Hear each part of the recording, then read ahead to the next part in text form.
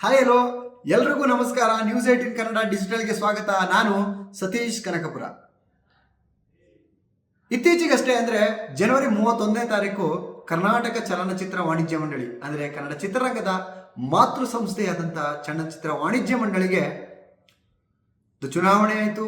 ಆ ಒಂದು ಚುನಾವಣೆಯಲ್ಲಿ ಜಯಮಾಲ ಅವರು, ನಟಿ ನಿರ್ಮಾಪಕಿ ರಾಜಕಾರಣಿಯಾದಂಥ ಜಯಮಾಲ ಅವರು ಒಂದು ಅದ್ಭುತವಾದಂತಹ ಗೆಲುವಿನೊಂದಿಗೆ ಸಾಕಷ್ಟು ನಿರೀಕ್ಷೆಗಳನ್ನು ಇಟ್ಕೊಂಡಿದ್ದಂಥ ನಿರ್ಮಾಪಕರ, ವಿತರಕರ, ಪ್ರದರ್ಶಕರ ನೇತೃತ್ವದಲ್ಲಿ ಅವರು ಜಯಮಾಲ ಅವರಿಗೆ ಓಟ್ ಹಾಕಿ ಗೆಲ್ಲಿಸಿದ್ರು. ಸಾಕಷ್ಟು ಸಮಸ್ಯೆಗಳಿರುವಂಥ ಸಂದರ್ಭದಲ್ಲಿ ಜಯಮಾಲ ಅವರು ವಾಣಿಜ್ಯ ಮಂಡಳಿ ಅಧ್ಯಕ್ಷರಾದರು.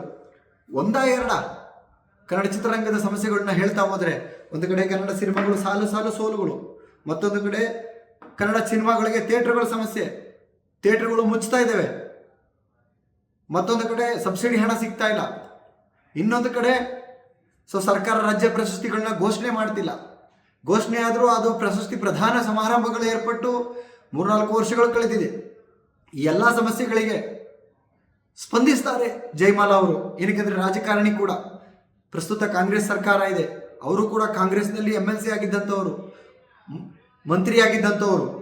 ನಮ್ಮ ಕಷ್ಟಗಳಿಗೆ ಸ್ಪಂದಿಸ್ತಾರೆ ಅನ್ನುವಂಥ ನಿಟ್ಟಿನಲ್ಲಿ ಕನ್ನಡ ಚಿತ್ರರಂಗದ ವಿತರಕರಿರ್ಬೋದು, ನಿರ್ಮಾಪಕರಿರ್ಬೋದು, ಪ್ರದರ್ಶಕರು ಒಂದು ವೋಟ್ ಮಾಡುವ ಮುಖಾಂತರ ಇವರಿಗೆ ಒಂದು ಗೆಲುವನ್ನು ಕೊಡಿಸಿದ್ರು. ಆದರೆ ಈಗ ಅದೇ ನಿರ್ಮಾಪಕರು, ಅದೇ ವಿತರಕರು, ಅದೇ ಪ್ರದರ್ಶಕರು ಜಯಮಾಲ ಅವರ ವಿರುದ್ಧ ತಿರುಗಿ ನಿಂತಿದ್ದಾರೆ. ಅದಕ್ಕೆ ಕಾರಣ ಕನ್ನಡ ಚಿತ್ರರಂಗ 93 ವರ್ಷಗಳನ್ನು ಪೂರೈಸಿದೆ. ಈ ಒಂದು ಸಂಭ್ರಮವನ್ನು ಸಂಭ್ರಮಿಸುವಂಥ ಪರಿಸ್ಥಿತಿಯಲ್ಲಿ ಕನ್ನಡ ಚಿತ್ರರಂಗ ಇಲ್ಲ. ಏನಕ್ಕೆಂದರೆ ಕಳೆದ ವರ್ಷ ಹೆಚ್ಚು ಕಡಿಮೆ ಒಂದು 200ಕ್ಕೂ ಸಿನಿಮಾಗಳು ಹೆಚ್ಚು ಸೋತಿವೆ, 2,000 ಕೋಟಿಗೂ ಹೆಚ್ಚು ಹಣ ಹೋಗಿದೆ, ಕನ್ನಡ ಚಿತ್ರರಂಗ ಕಳ್ಕೊಂಡಿದೆ. ಇಂತಹ ಸಂದರ್ಭದಲ್ಲಿ 93 ವರ್ಷ ಸಾಧನೆ, ಖಂಡಿತವಾಗಲೂ ಆ ಒಂದು ಸಾಧನೆಯನ್ನು ನಾವು ಕಡೆಗಣಿಸುವ ಹಾಗೆ ಇಲ್ಲ. ಆದರೂ ಆ ಒಂದೊಂದು ಸಂಭ್ರಮವನ್ನು ಸಂಭ್ರಮಿಸುವಂಥ ಪರಿಸ್ಥಿತಿಯಲ್ಲಂತೂ ಕನ್ನಡ ಚಿತ್ರರಂಗ ಇಲ್ಲ. ಆದರೆ ಈ ಒಂದು ಸಂಭ್ರಮ, ಈ ಒಂದು 93ರ ಸಂಭ್ರಮವನ್ನು ಕನ್ನಡ ಚಲನಚಿತ್ರ ವಾಣಿಜ್ಯ ಮಂಡಳಿ ಸಂಭ್ರಮಿಸುವುದಕ್ಕೆ ಸಿದ್ಧರಾಗಿದ್ದಾರೆ. ಆದರೆ ಈಗ ಈ ಒಂದು ಆ ಸಂಭ್ರಮದ ವಿಚಾರಕ್ಕೆ ಯಾರ್ಯಾರು ಓಟ್ ಹಾಕಿದ್ರು ಜಯಮಾಲ ಅವರಿಗೆ, ನಿರ್ಮಾಪಕರಿರ್ಬೋದು, ವಿತರಕರಿರ್ಬೋದು, ಪ್ರದರ್ಶಕರಿರ್ಬೋದು, ಅವರ ಸಂಘದಿಂದಲೇ ಒಂದು ಅಪಸ್ವರ ಎದ್ದಿದೆ. ಇವತ್ತು ಕೂಡ ಹೋಗಿ ಕಂಪ್ಲೇಂಟ್ ಕೊಟ್ಟಿದ್ದಾರೆ, ನಮಗೆ ಬೇಕಿಲ್ಲ ಸ್ವಾಮಿ, 93ರ ಸಂಭ್ರಮ ನಮಗೆ ಬೇಕಿಲ್ಲ, ನಾವು ಸಂಭ್ರಮಿಸುವಂಥ ಸ್ಥಿತಿಯಲ್ಲೂ ನಾವಿಲ್ಲ, ನಮಗೆ ಬೇಕಿರೋವಂಥದ್ದೇನೋ ಒಂದಷ್ಟು ದಿನಗಳಿಂದ ಓಡಾಡ್ತಿದೆ, ಏನೋ ಸಬ್ಸಿಡಿ ಸಿಗಲ್ವಂತೆ, ಕನ್ನಡ ಚಿತ್ರಗಳಿಗೆ ಸಬ್ಸಿಡಿ ಕೊಡೋದನ್ನ ನಿಲ್ಲಿಸ್ತಾರಂತೆ ಅಂತ. ನಮಗೆ ಸಿನಿಮಾಗಳಿಗೆ ಸಬ್ಸಿಡಿ ಕೊಡೋದ್ರ ಕಡೆ ಗಮನ ಕೊಡಿಸಿ. ಜೊತೆಗೆ ರಾಜ್ಯ ಸರ್ಕಾರ ರಾಜ್ಯ ಪ್ರಶಸ್ತಿಗಳನ್ನ ಘೋಷಣೆ ಮಾಡಿಲ್ಲ, ಅದರ ಕಡೆ ಗಮನ ಕೊಡಿ. ಅದರ ಜೊತೆಗೆ ಒಂದು ಕನ್ನಡ ಚಿತ್ರರಂಗಕ್ಕೆ ಪ್ರಮುಖವಾಗಿ ಬೇಕಿರುವಂಥದ್ದು ಒಂದು ಫಿಲಮ್ ಸಿಟಿ. ಆ ಒಂದು ಫಿಲಮ್ ಸಿಟಿ ಸಾಕಷ್ಟು ವರ್ಷಗಳಿಂದ ಅನುದಾನ ಅನೌನ್ಸ್ ಆಗುತ್ತೆ ಬಜೆಟಲ್ಲಿ, ಆದರೆ ಅನುಷ್ಠಾನಕ್ಕೆ ಬರ್ತಿಲ್ಲ, ಕಾರ್ಯಗಳು ಶುರುವಾಗ್ತಿಲ್ಲ. ಅದ್ರ ಕಡೆ ಗಮನ ಕೊಡಿ. ಜನತಾ ಟಾಕೀಸ್ಗಳ ಕಡೆ ಗಮನ ಕೊಡಿ. ಸರ್ಕಾರ ಈಗ ಆಲ್ರೆಡಿ ಜನತಾ ಟಾಕೀಸ್ ಮಾಡಬೇಕು ಅನ್ನುವಂಥ ಆಲೋಚನೆಯಲ್ಲಿದೆ. ಆ ಆಲೋಚನೆಗೆ ಪೂರ್ವಕವಾಗಿ ಸರ್ಕಾರದ ಜೊತೆ ಮಾತುಕತೆಯನ್ನಾಡಿ ಕನ್ನಡ ಚಿತ್ರರಂಗದ ಪರಿಸ್ಥಿತಿಯನ್ನು, ಸಮಸ್ಯೆಯನ್ನು ಸರ್ಕಾರದ ಗಮನಕ್ಕೆ ತಗೊಬಂದು ಕನ್ನಡ ಚಿತ್ರರಂಗಕ್ಕೆ ಪೂರಕವಾದಂತಹ ಜನತಾ ಥಿಯೇಟರ್ಗಳನ್ನ ಕಟ್ಟಿ, ಅದನ್ನು ಬಿಟ್ಟು ಸಾಕಷ್ಟು ನಷ್ಟ, 2025ರಲ್ಲಿ 2,000 ಕೋಟಿ ನಷ್ಟ ಆಗಿದೆ. ಈಗ ಆಲ್ರೆಡಿ 2 ತಿಂಗಳಲ್ಲಿ ಸಾಕಷ್ಟು ಸಿನಿಮಾಗಳು ಬಂದಿದೆ, ಆ ಸೋಲು ಸರಣಿ ಮುಂದುವರೆದಿದೆ. ಇಂತಹ ಸಂದರ್ಭದಲ್ಲಿ ನಮಗೆ 93ರ ಸಂಭ್ರಮ ಬೇಕಾ? ಸಂಭ್ರಮ ಅನ್ನುವಂಥದ್ದು ನಾವು ಕಂಡಿರುವ ಹಾಗೆ 5 ವರ್ಷಕ್ಕೆ, 10 ವರ್ಷಕ್ಕೆ, 15, 20, 25, 50, 75, 100 ಪ್ಲಾಟಿನಮ್, ಈ ರೀತಿಯಾದಂಥ ಒಂದು ಸಂಭ್ರಮವನ್ನು ನೋಡಿದ್ದೀವಿ. ಇದ್ಯಾವುದು ಸ್ವಾಮಿ 93ಕ್ಕೆ ಸಂಭ್ರಮ ಮಾಡ್ತಿರುವಂಥದ್ದು? ಇದು ಕನ್ನಡ ಚಿತ್ರರಂಗದ ಹಿತಾಸಕ್ತಿಗೋ ಅಥವಾ ಜಯಮಾಲ ಅವರ ಸ್ವಪ್ರತಿಷ್ಠೆಗೋಸ್ಕರ ಮಾಡ್ತಿರುವಂಥ ಕಾರ್ಯಕ್ರಮವೋ ಗೊತ್ತಿಲ್ಲ ಅನ್ನುವಂಥ ನಿಟ್ಟಿನಲ್ಲಿ ನಿರ್ಮಾಪಕರ ಸಂಘ, ವಿತರಕರು, ಒಂದಷ್ಟು ಪ್ರದರ್ಶಕರು ಆ ಒಂದು ಕಾರ್ಯಕ್ರಮಕ್ಕೆ ವಿರೋಧ ಮಾಡ್ತಿದ್ದಾರೆ. ವಿರೋಧದ ನಡುವೆ ಕೂಡ ವಾಣಿಜ್ಯ ಮಂಡಳಿ ನಾವು ಇದನ್ನು EC ಕಮಿಟಿಯ ಗಮನಕ್ಕೆ ತಗೊಬರ್ತೀವಿ, ಅವರ ಒಂದು ಪರ್ಮಿಷನ್ ತಗೋತೀವಿ, ಎಲ್ಲರನ್ನು ಗಮನ ಹರಿಸ್ತೀವಿ, ಎಲ್ಲರನ್ನು ಮೆಚ್ಚಿಸ್ತೀವಿ, ಎಲ್ಲರನ್ನು ಒಪ್ಪಿಸ್ತೀವಿ, ಒಪ್ಪಿಸಿದ ನಂತರ ಎಲ್ಲರೂ ಒಪ್ಪಿದ್ರೆ ನಾವು ಕಾರ್ಯಕ್ರಮ ಮಾಡ್ತೀವಿ ಅನ್ನುವಂಥ ನಿಟ್ಟಿನಲ್ಲಿ ವಾಣಿಜ್ಯ ಮಂಡಳಿ ಹೇಳ್ತಿದೆ. ಆದರೂ ಇಂಥ ಪರಿಸ್ಥಿತಿಯಲ್ಲಿ ಕಾರ್ಯಕ್ರಮ ಬೇಕಾ? ಈಗ ಆಲ್ರೆಡಿ 2,000 ಕೋಟಿಯ ನಷ್ಟದಲ್ಲಿ ಕನ್ನಡ ಚಿತ್ರರಂಗ ಇದೆ. ಅದು ಕೇವಲ ಹೇಳ್ತಾ ಇರುವಂಥದ್ದು 1 ವರ್ಷ 2025ರದು. ಇನ್ನೂ 2-3 ವರ್ಷಗಳ ಹಿಂದೆ ಹೋದರೆ ಅದು 2ರಿಂದ 5 ಕೋಟಿಗೂ ಹೋಗುತ್ತೆ, 6,000 ಕೋಟಿಗೂ ಹೋಗುತ್ತೆ. ಅದನ್ನು ಬಿಡಿ, ಈ ವರ್ಷದಲ್ಲೇ ತಗೊಳ್ಳೋದಾದ್ರೆ ಅಂಕಿಅಂಶನ 2,000 ಕೋಟಿ, ಇದು ನಾವು ಹೇಳ್ತಾ ಇರುವಂಥದ್ದಲ್ಲ. ನಿರ್ಮಾಪಕರ ಸಂಘದ ಒಂದು ಪ್ರೆಸ್ ಮೀಟ್ನಲ್ಲಿ ಕೂತು ನಿರ್ಮಾಪಕರುಗಳೇ ಹೇಳಿರುವಂತಹ ವಿಚಾರ ಇದು. ಕನ್ನಡ ಚಿತ್ರರಂಗ ಕಳೆದ ವರ್ಷ 2,000 ಕೋಟಿ ಕಳ್ಕೊಂಡಿದೆ ಸಿನಿಮಾಗಳ ಸೋಲುಗಳಿಂದ ಅಂತ. ಅದನ್ನು ಸರಿಪಡಿಸುವಂಥ ಒಂದು ಕೆಲಸವನ್ನು ಮಾಡಬೇಕಾಗಿದೆ. ಪ್ರತಿ ವಾರ ಕನ್ನಡ ಸಿನಿಮಾಗಳು 8ರಿಂದ 10 ಸಿನಿಮಾಗಳು ಥಿಯೇಟರ್ಗಳ ಕೊರತೆಯಲ್ಲಿ ರಿಲೀಸ್ ಆಗ್ತಿವೆ. ಯಾವುದು ಸಿನಿಮಾ ಬಂತು, ಯಾವ ಸಿನಿಮಾ ಹೋಗ್ತು ಅನ್ನುವಂಥ ವಿಚಾರ ಯಾರಿಗೂ ಗೊತ್ತಿಲ್ಲ. ಅದ್ರ ಕಡೆ ಗಮನ ಹರಿಸೋದಕ್ಕೆ ವಾಣಿಜ್ಯ ಮಂಡಳಿಗೆ ಆಗ್ತಿಲ್ಲ. ಥಿಯೇಟರ್ ಸಮಸ್ಯೆ ಬಗೆಹರಿಸೋಕ್ಕೆ ವಾಣಿಜ್ಯ ಮಂಡಳಿಗೆ ಆಗ್ತಿಲ್ಲ. ನಿರ್ಮಾಪಕರ ಕಷ್ಟಗಳಿಗೆ ಪೂರಕವಾಗಿ ಸ್ಪಂದಿಸೋದಕ್ಕೆ ವಾಣಿಜ್ಯ ಮಂಡಳಿಗೆ ಆಗ್ತಿಲ್ಲ. ಆದರೆ 93 ವರ್ಷದ ಸಂಭ್ರಮಿಸೋದಕ್ಕೆ ವಾಣಿಜ್ಯ ಮಂಡಳಿ ಮುಂದಾಗ್ತಿದೆ. ಯಾರಿಗೆ ಬೇಕು ಸ್ವಾಮಿ ಸಂಭ್ರಮ ಅಂತ ನಿರ್ಮಾಪಕರು ಅವರ ಹಳಲನ್ನು ತೋಡ್ಕೊಳ್ತಿದ್ದಾರೆ. ಇವತ್ತು ಕೂಡ ಪ್ರಿಯಾ ಹಾಸನ್ ಅವರ ನೇತೃತ್ವದಲ್ಲಿ ಸಾಕಷ್ಟು ನಿರ್ಮಾಪಕರು ತಮ್ಮ ವಿರೋಧವನ್ನು ವ್ಯಕ್ತಪಡಿಸಿ ಬಂದಿದ್ದಾರೆ ವಾಣಿಜ್ಯ ಮಂಡಳಿಯಲ್ಲಿ.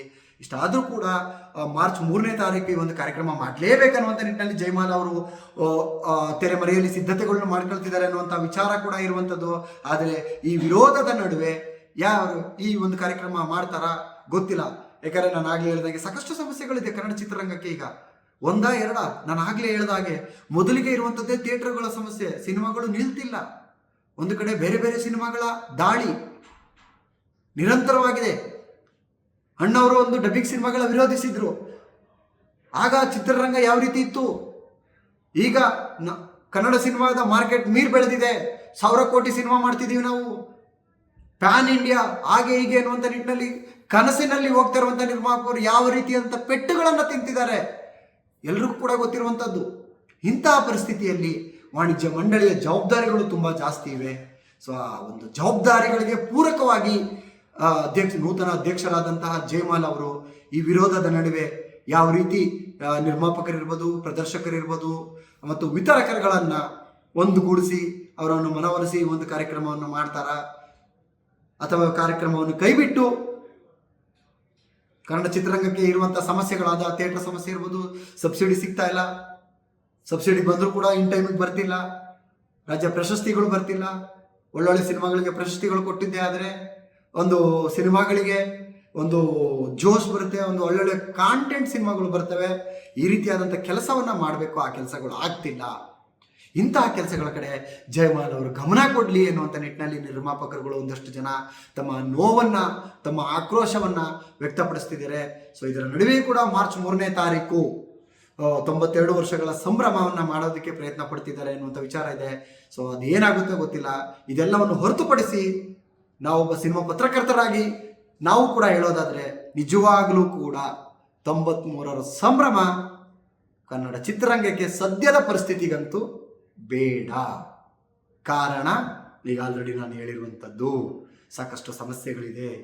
ನಿಜವಾಗ್ಲೂ ಜಯಮಾಲ್ ಅವರು ಕನ್ನಡ ಚಿತ್ರರಂಗದ ಹಿತಾಸಕ್ತಿ ಇಟ್ಕೊಂಡು ಅವರೇನಾದರೂ ಕನ್ನಡ ಚಿತ್ರರಂಗದ ಬೆಳವಣಿಗೆಗೆ ಪೂರಕವಾಗಿ ಕೆಲಸ ಮಾಡ್ತೀನಿ ಅನ್ನುವಂಥ ಕನಸಿನಲ್ಲಿ ಏನಾದರೂ ವಾಣಿಜ್ಯ ಮಂಡಳಿಯ ಅಧ್ಯಕ್ಷರಾಗಿ ಅಧಿಕಾರನ ಹಿಡಿದಿದ್ದಾರೆ, ಖಂಡಿತವಾಗ್ಲೂ ಜಯಮಾಲ ಅವರು ಒಂದು ಚಿತ್ರರಂಗದ ಪರವಾಗಿ ಅಥವಾ ನಾನೊಬ್ಬ ಸಿನಿಮಾ ಪತ್ರಕರ್ತನಾಗಿ ನಾನು ಕೂಡ ಅವರಲ್ಲಿ ಕೇಳ್ಕೊಳ್ಳುವಂಥದ್ದು ಏನಂತಂದರೆ, ಸಾಧ್ಯವಾದರೆ ಸರ್ಕಾರದ ಜೊತೆ ಮಾತನಾಡಿ ಜನತಾ ಟಾಕೀಸ್ನ ತಗೊಬನ್ನಿ, ಕನ್ನಡ ಸಿನಿಮಾಗಳಿಗೆ ಸಪೋರ್ಟ್ ಮಾಡಿ.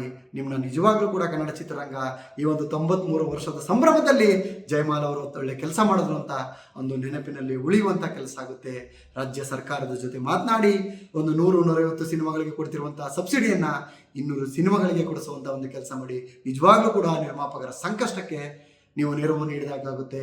ಅದರ ಜೊತೆಗೆ ಪರಭಾಷಾ ದಾಳಿಗಳಿಂದ ತತ್ತರಿಸಿ ಹೋಗಿರುವಂಥ ನಮ್ಮ ನಿರ್ಮಾಪಕರುಗಳನ್ನು ಕೂರಿಸಿ PAN India cinema, high budget ಸಿನಿಮಾಗಳ ಬದಲು ನಿರ್ಮಾಪಕರುಗಳು ಯಾವ ರೀತಿ ದೊಡ್ಡ ದೊಡ್ಡ ನಟರು, ಸ್ಟಾರ್ ನಟರುಗಳು ವರ್ಷಕ್ಕೆ ಚಿತ್ರಮಂದಿರಗಳಲ್ಲಿ ಬ್ಯುಸಿ ಆಗಿರೋದಕ್ಕೆ ಎಷ್ಟು ಸಿನಿಮಾಗಳನ್ನ ಮಾಡಬೇಕು, ಆ ರೀತಿಯಾಗಿ ಒಂದು ಮಾತೃ ಸಂಸ್ಥೆ ಆದ್ದರಿಂದ ಎಲ್ಲ ಕಲಾವಿದರ ಜೊತೆ ಕೂತು ಮಾತನಾಡುವ ಮುಖಾಂತರ ಒಂದು ಸಿನಿಮಾಗಳನ್ನ ಮಾಡುವ ಕಡೆ ಗಮನ ಕೊಡಿಸಿ.